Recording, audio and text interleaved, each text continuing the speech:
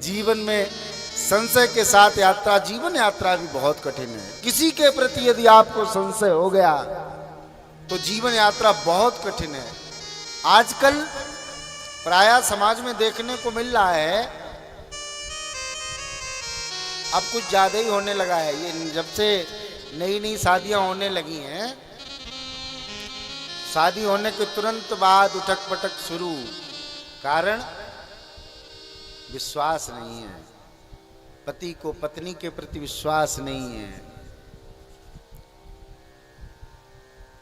पत्नी को पति के प्रति, पति को पत्नी के प्रति संशय में गाड़ी चल रही है। संशय में गाड़ी चलेगी तो कहीं ना कहीं एक्सीडेंट हो ही जाएगा, निश्चित हो जाएगा, बचेगा नहीं। जैसे हमको यात्रा करें कि हमको सीधा अयोध्या जाना है, अब हम अयोध्या जाने के लिए किसी भी गाड़ी में सवार हो गए। अब गाड़ी में बैठने के बाद इतना संशय, इतना विचार करते रहे कि ये ड्राइवर गाड़ी चला भी पाएगा कि नहीं चला पाएगा, अब चला भी पाएगा, अब ये ब्रेक लगा भी पाएगा, अब ये गियर बदल भी पाएगा। अब संशय के साथ अगर इतनी यात्रा करोगे तो फिर भैया यात्रा बहुत कठिन है। यात्रा तो विश्वास के साथ करनी पड़ेगी कि यदि हम बस में बैठ गए तो बस का ड्राइवर हमको वहां तक पहुंचा देगा। अच्छा चलो, बस या फोर व्हीलर का तो ड्राइवर हमारे साथ में चलता है। अब हमको ट्रेन से यात्रा करनी पड़े और मन में विचार आ जाए कि ये ट्रेन का ड्राइवर ट्रेन चला भी पाता है कि नहीं चला पाता है, यात्रा कितनी कठिन हो जाएगी। पहुंच तो जाओगे आप, क्योंकि उसको तो चलाना आता है, वो आपको पहुंचा देगा, लेकिन आपका संशय ही आपको परेशान करेगा।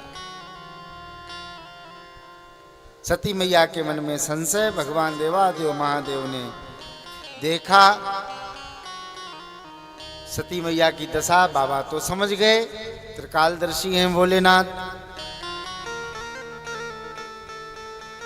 और सती मैया के मन में अब एक संशय और हो गया, बोले ये देवादेव महादेव को क्या हो गया है, ये राजकुमार हैं, वन में विचरण कर रहे हैं और इनको बाबा कह रहे हैं जय सच्चिदानंद जग पावन, इनको सच्चिदानंद कह करके प्रणाम कर रहे हैं।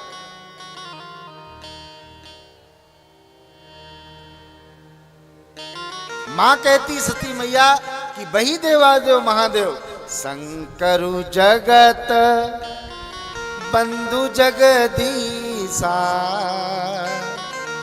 सुर नर मुनि सब नावत सीसा। अरे देवादेव महादेव, आपको सारा जगत प्रणाम करता है, आप राजकुमारों को प्रणाम कर रहे हैं परमात्मा संबोधन करके। तीन नृपसुतन कीन परनामा, कई सच्चिदानंद परधामा, अस संशय मन भयउ अपारा, होय न हृदय प्रबोध प्रचारा। संशय हो गया, यद्यपि प्रगट न कयहु भवानी, हरे अंतर जामी सब जानी। भगवान देवादेव महादेव सब समझ गए और मां से अपनी ओर से ही कहा, सती क्यों इतना संशय में पड़ रही हो?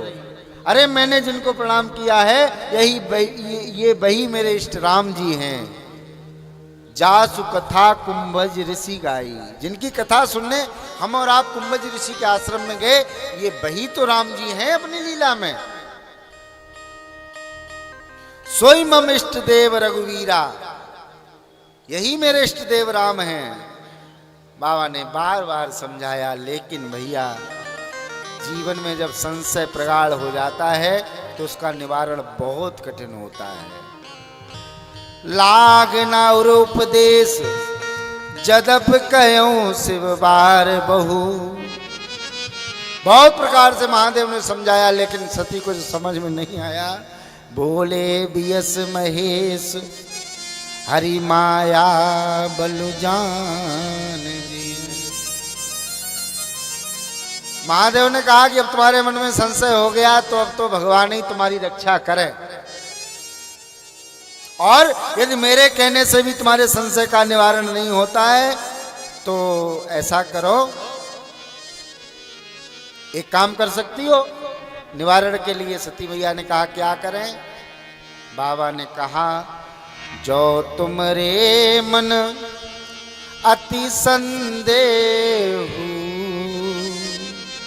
तो किन जाई परीक्षा ले। अरे ज्यादा संशय है तो जाकर के परीक्षा ले लो, संशय का निवारण हो जाएगा। और मैं यहीं पर इस बट वृक्ष के नीचे बैठ करके तुम्हारी प्रतीक्षा करूंगा, जाओ सती परीक्षा ले लो। लेकिन सती एक बात ध्यान रखना, जैसे जाहे मोह ब्रह्म भारी करहु सो जतन विवेक विचारी। विवेक का ध्यान रखना। कल मैं आपसे निवेदन कर रहा था ज्ञान और विवेक में अंतर है।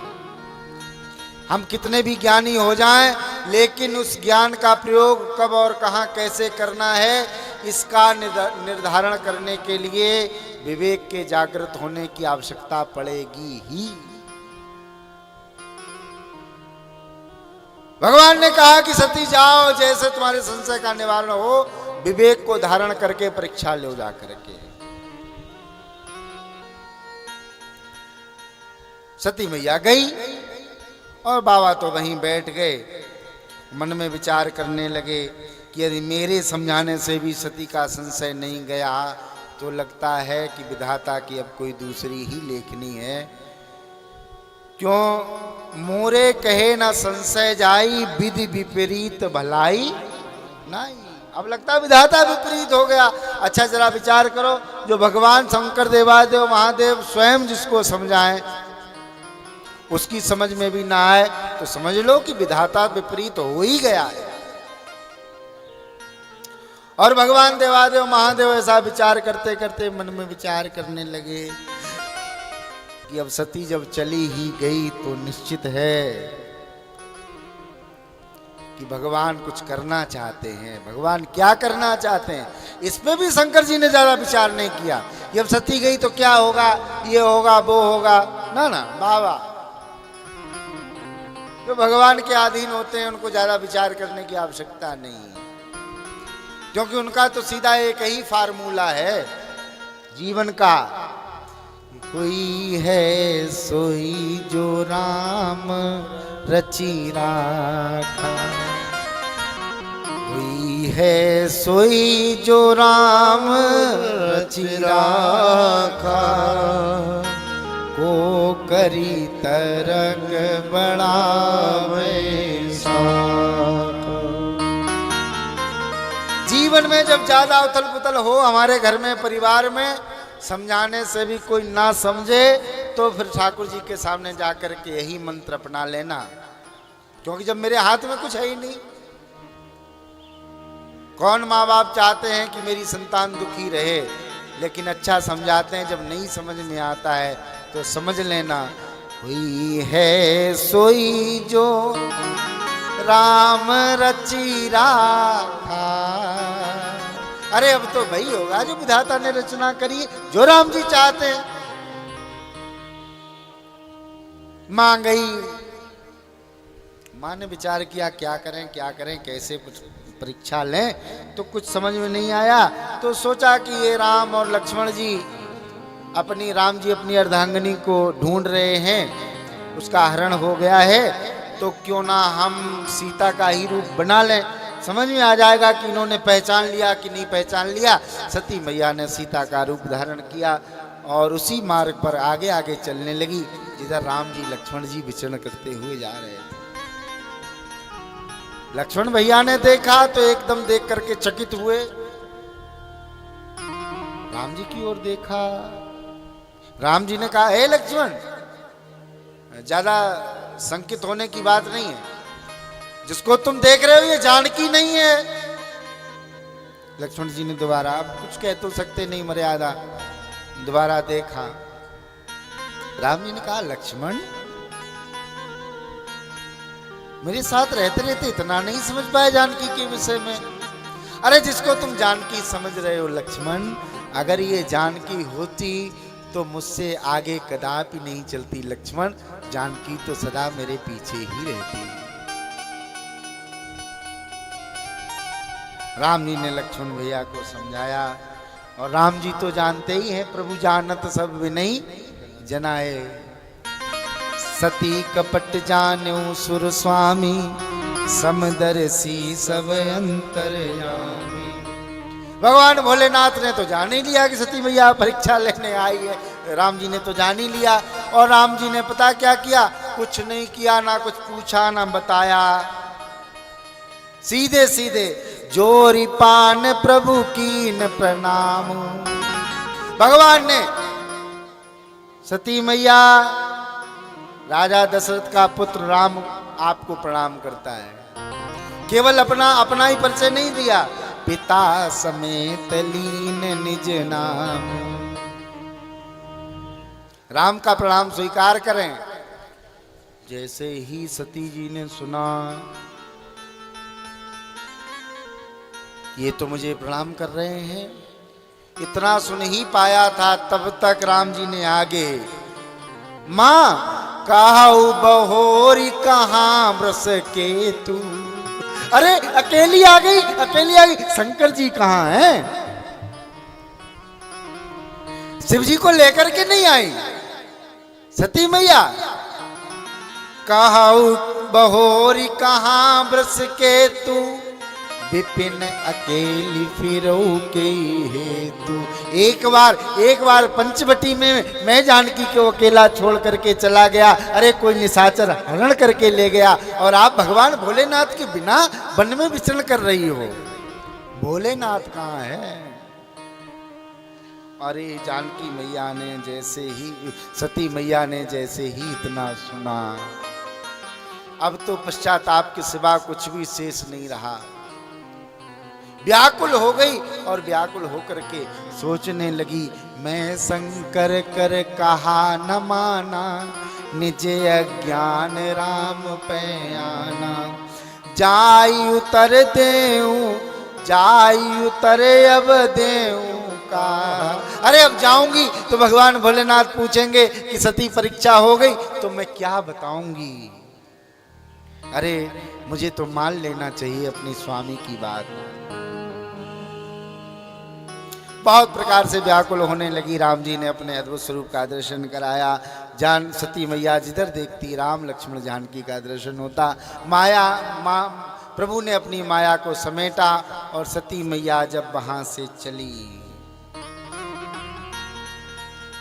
चलते चलते भगवान देवादेव महादेव के पास गई, और जैसे ही भगवान भोलेनाथ ने देखा कि सती आ रही है, बाबा गई समीप महेश तब हंसी पूछी कुशला। ओ सती बताओ क्या हाल चाल है, ठीक तो हो?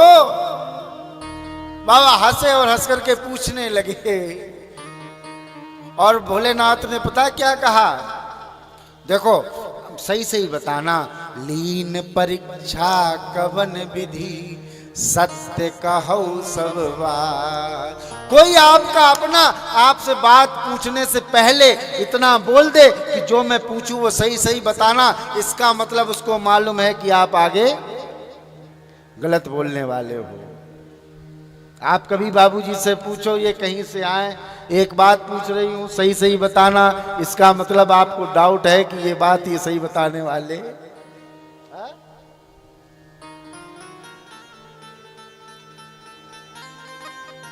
बाबा ने पूछा कि सही सही बताना।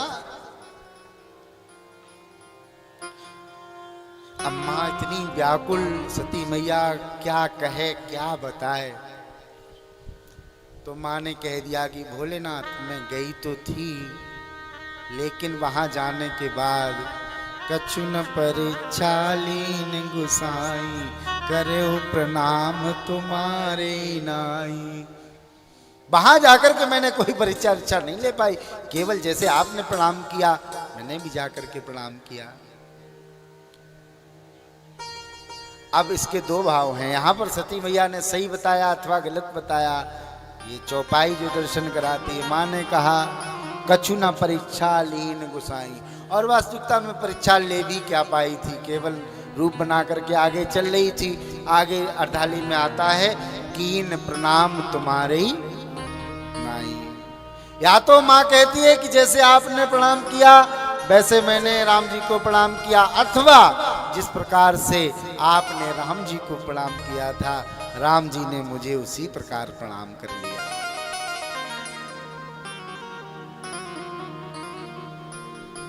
लेकिन भगवान भोलेनाथ ने उस समय ध्यान धारण किया और सब समझ गए कि माँ ने जानकी का वेश धारण किया।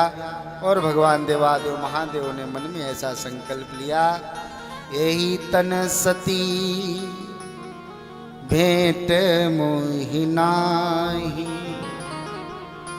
शिव संकल्प कीन मन मान। भगवान भोलेनाथ ने मन में ये संकल्प कर लिया कि अब यदि सती ने जानकी का वेश धारण किया है तो अब इस तन से सती को मैं अपने पत्नी के रूप में स्वीकार नहीं करूंगा। ये संकल्प लिया। संकल्प मन में लिया जाता है, संकल्प का गान नहीं किया जाता कि हम ये करेंगे, हम वो करेंगे, हम कथा कराएंगे, हमने इतना कर दिया। नहीं नहीं, मन में संकल्प ले लो और फिर भगवान से प्रार्थना करो कि हमने ये संकल्प लिया है, भगवान मेरे संकल्प को पूर्ण करें।